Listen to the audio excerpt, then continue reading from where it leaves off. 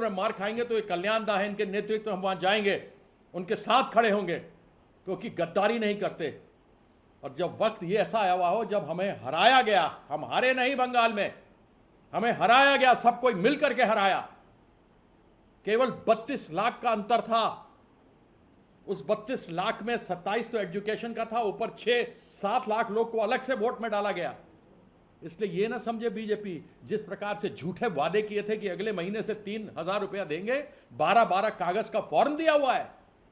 सो याद रखना, भागने वाले भगौड़ों, गद्दारों, वो डीए भी नहीं मिला, उसका 31 तारीख तक, दिसंबर तक डेट मांग लिया है। याद रखना कि 29 के अंदर साफ हो जाएगी बीजेपी, केंद्र में भी साफ होगी और बंगाल में भी साफ होगी। इसलिए आप लोगों के सामने बड़े स्पष्ट रूप से बता दिया कि किस प्रकार से अगर काकोली, डॉक्टर काकोली आज बैठी भी, जिसको दीदी बनाया, वो शर्मिला सरकार जो एक डॉक्टर थी, सरकारी दफ्तर में पहली बार जीत कर आई, तुम्हारे साथ क्या भ्रष्टाचार हुआ? कौन थे तुम्हारे साथ क्या हुआ? पहली बार आए हुए लोग, ये मुंह और मसूर की दाल, तुम्हारे साथ क्या हुआ इतने सालों में? तुमको कहां से उठा के बनाया?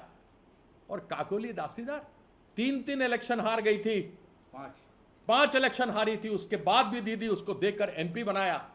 तुमको सिर्फ एक चीफ विप से हटा दिया क्योंकि तुम पार्लियामेंट में नहीं आती थी। मैं वहां पर रहता था, कल्याण दा था, तो कम से कम विप के माध्यम से मालूम होता था कहां क्या कार्यक्रम होगा। तुम विप बना तो तुम आता ही नहीं था, फोन पर इंस्ट्रक्शन देता था। अरे कुछ तो गैरत रखो, वो चिट्ठी तो सामने लाओ जो स्पीकर को तुमने दिया है। और भूपेंद्र यादव के यहां तुम जाके चाय पी रहे हो और समोसा खा रहे हो, तो यह तो स्पष्ट है कि तुमको बीजेपी में जाना होगा।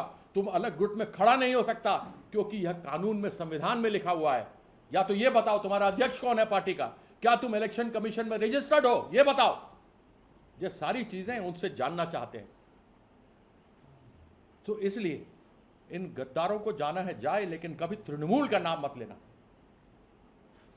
हम लोग मां माटी मानुष यह संघर्ष के साथ अपना माथा फोड़वाकर, अपनी पसलियां तोड़वाकर, अपना बाल खिंचवाकर, मारकर उनको लाठी डंडा नाली में फेंक दिया उस ममता बनर्जी के, उसके संघर्ष से खड़ी हुई है तृणमूल।